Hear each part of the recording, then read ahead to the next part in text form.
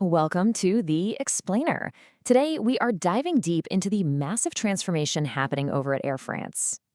Since early 2022, the airline's been on a real mission, retiring some iconic jets and welcoming in a whole new generation of aircraft.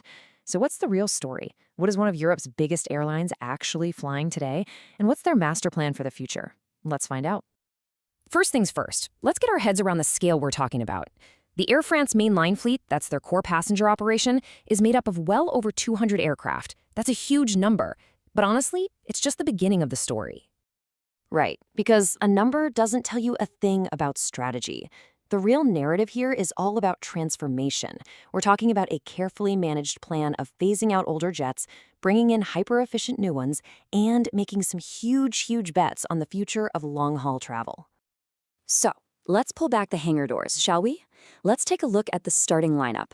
What exactly is Air France putting in the sky right now in 2025?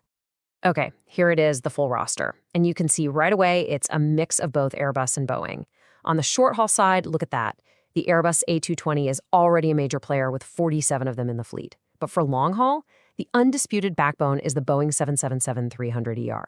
They've got 43 of them flying to every corner of the globe, and you'll want to keep an eye on that growing number of A350s. That's a key part of the airline's future, and we'll get to that. To really understand where they're going, you first have to look at what they're leaving behind. Air France has been incredibly busy retiring its older, less efficient aircraft. And they have not been shy about it. Since early 2022, they've phased out a whopping 23 Airbus A319s and 7 A318s. And on the long-haul side, 5 A330s and a few of the older 777-200ERs are gone too. That is a serious push to simplify and modernize the fleet in just a couple of years. Among all those retirees, the A318, which people affectionately call the baby bus, is a really interesting one. Its economics were always a bit tricky, which made it kind of unpopular across the industry. Air France is one of its last major operators, and they're expected to retire the very last one by the end of 2025. It really is the end of an era for this unique little jet. But of course, every retirement makes way for something new. And believe me, Air France is investing heavily in the next generation of aircraft. So let's talk new arrivals. During that exact same period, the airline welcomed 40 brand new Airbus A20s for its shorter routes and 25 of the incredibly efficient Airbus A350-900s for its long-haul network. Now, this isn't just a simple one-for-one swap. No, this is a major strategic shift towards lower fuel burn, reduced emissions, and frankly, a much better passenger experience. And this slide right here, this perfectly illustrates why they're making the change. The new A220 is the direct replacement for those aging A318s and A319s. It's got more seats, its fuel economics are way better, and it gives passengers a much quieter cabin.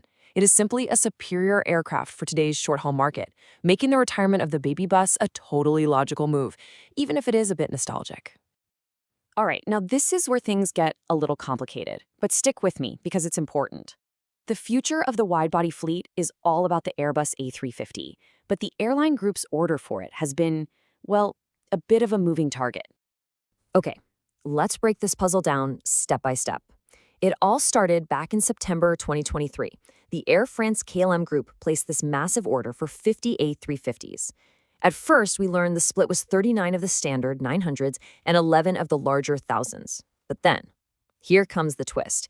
In August 2025, the group changed its mind and converted 8 of those bigger 1000 orders back into the smaller 900s. So what's really interesting here is where that leaves them. The group now has 47 A350-900s and just 3 -1000s on the books. This shows a very clear preference for the -900, but, and this is the crucial part, we still don't know the exact split between Air France and KLM. It gives the group this incredible flexibility, but it keeps all of us guessing about each airline's specific long-term plan. And that brings us to the final act, the big, unanswered questions hanging over the future of Air France's long-haul fleet. And the biggest question of them all is this one. What on earth is going to replace the Boeing 777-300ER? I mean, it is the absolute workhorse of the fleet, but a successor still hasn't been chosen. The new A350s are replacing older jets, yes, but not this specific, larger powerhouse. This chart really shows why the clock is ticking, especially for Air France. While their partner KLM's 777-300s are a relatively young 12 years old on average, the Air France fleet is over 17 years old. A decision on a replacement, whether that's the new Boeing 777X or just more Airbus A350s, it has to happen in the next 5 years or so, simply because it takes so long to get these huge planes built and delivered. But just because a long-term replacement hasn't been chosen, don't you think for a second that Air France is letting these planes fly off into the sunset. In fact, they're doing the exact opposite. They are investing millions to prove the 777 story is far from over. In March of this year, Air France pulled the curtain back on its stunning new La Première first-class suites for the 777, and it is immense. Each suite gives a single passenger 3.5 square meters of personal space. That's a 25% increase over their current product, which was already fantastic. And this is a serious upgrade. We're talking about a main seat and a separate chaise lounge that combine to form a fully flat bed over 2 meters long. The whole space spans 5 windows, and it's packed with features like dual 4K screens and wireless charging. By investing this heavily in a new cabin for the 777-300ER, Air France is sending a very clear signal. These jets will remain the flagship of the fleet for many more years to come. So, as we wrap this up, we're left with one last crucial question.